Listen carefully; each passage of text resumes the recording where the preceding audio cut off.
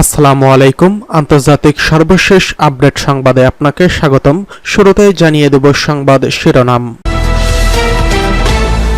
শুরুতেই জানিয়ে দেব ইসরায়েলি হামলায় হিজবুল্লাহ ড্রোন ইউনিট প্রধান নিহত। জানিয়ে দেব এবার আজারবাইজানের আকাশ কাঁপাবে পাকিস্তানের JF-17। এছাড়া রয়েছে জেলেনস্কির সঙ্গে সাক্ষাৎ করবেন ডোনাল্ড ট্রাম্প। সর্বশেষ জানিয়ে দেব লেবাননে বিমান হামলা অব্যাহত, যুদ্ধবিরতির দাবি নাকচ করল ইসরায়েল। এতক্ষণ শুনছিলেন সংবাদ শিরোনাম, এবারে বিস্তারিত।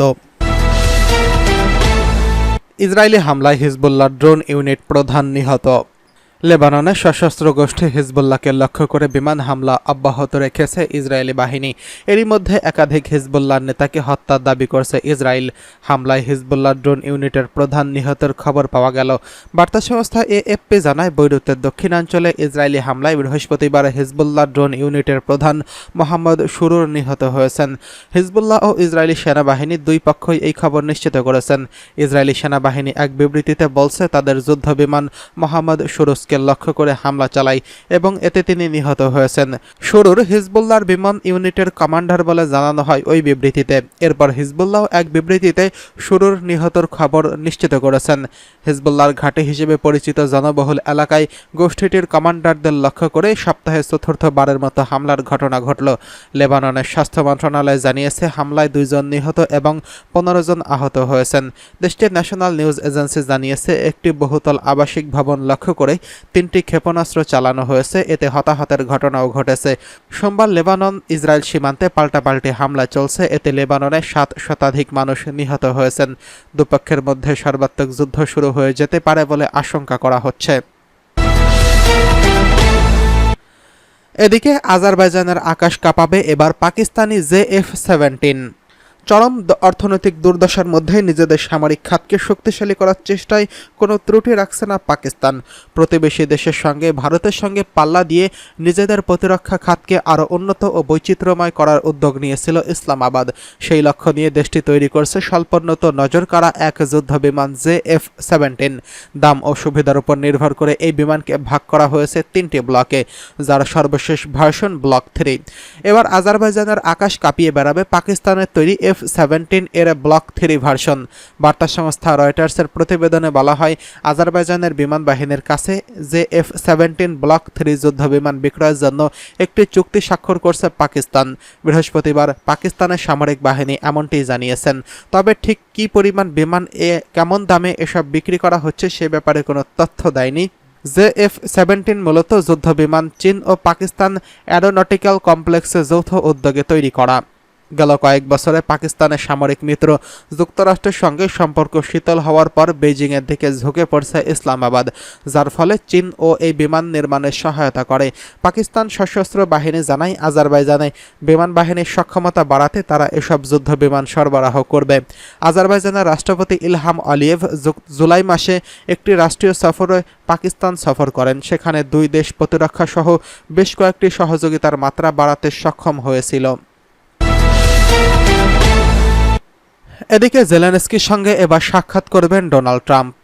ইউক্রেনের প্রেসিডেন্ট ভলোদিমির জেলেনস্কির সঙ্গে শুক্রবার 27শে সেপ্টেম্বর সাক্ষাৎ করবেন সাবেক মার্কিন প্রেসিডেন্ট ডোনাল্ড ট্রাম্প। এক সংবাদ সম্মেলনে এই রিপাবলিকান প্রার্থী বলেছেন, নিউ ইয়র্কের ট্রাম্প টাওয়ারে স্থানীয় সময় সকাল 9:45 তাদের আলোচনা অনুষ্ঠিত হবে।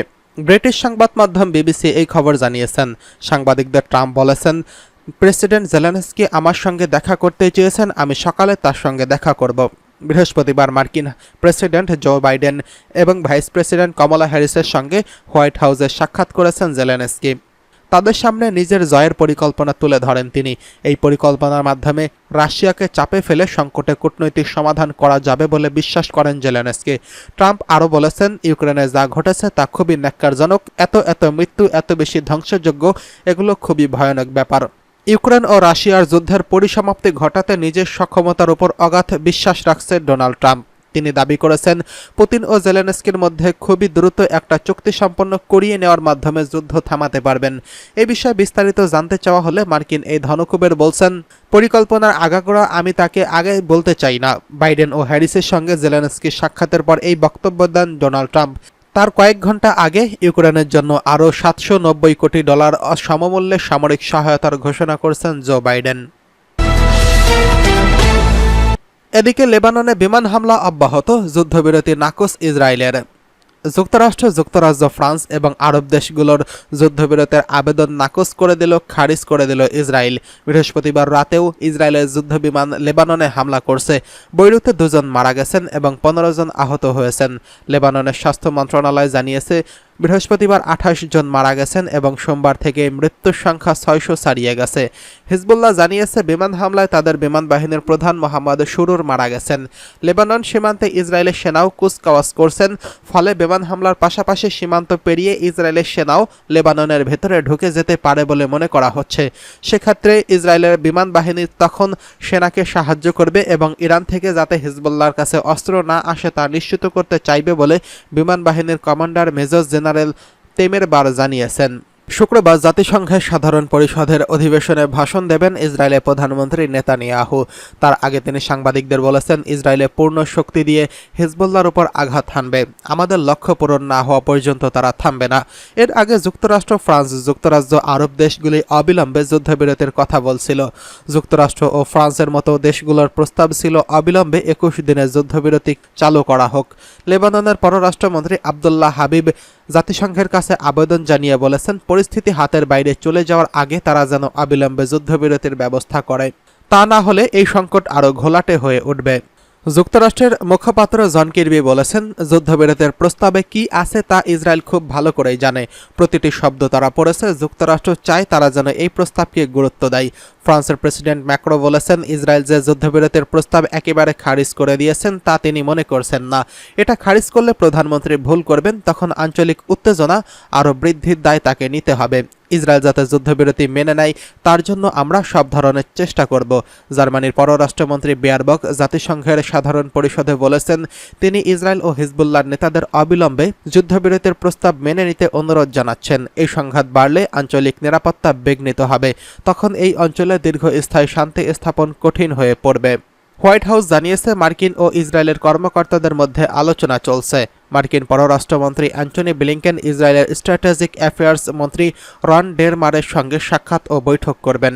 লন্ডনে মার্কিন প্রতিরক্ষা মন্ত্রী লয়েড অস্টিন বলেছেন, মধ্যপ্রাচ্যে পুরোদস্ত যুদ্ধ শুরু হয়ে যেতে পারে, কিন্তু এখনও কূটনৈতিক পথে সমস্যা সমাধানের সম্ভাবনা রয়েছে। অন্যদিকে গাজা ও পশ্চিম তীরে যা চলছে তার জন্য পুরো বিশ্বকে দায়ী করছেন ফিলিস্তিনের প্রেসিডেন্ট মাহমুদ আব্বাস। জাতিসংঘের সাধারণ পরিষদের অধিবেশনে ভাষণ দেওয়ার সময় তিনি এই অভিযোগ তোলেন। ভাষণে মাহমুদ আব্বাস বলেন, এই পাগলামি আর চলতে পারে না। আমাদের জনগণের সাথে যা ঘটছে তার জন্য গোটা বিশ্ব দায়ী। আমি আপনাদের কাছে অনুরোধ করছি, আল্লাহর নামে বলছি, এই অপরাধ বন্ধ করুন, এখনই বন্ধ করুন। শিশু ও নারীদের হত্যা বন্ধ করুন, গাজায় গণহত্যামূলক যুদ্ধ বন্ধ করুন, ইসরায়েলের অস্ত্র পাঠানো বন্ধ করুন।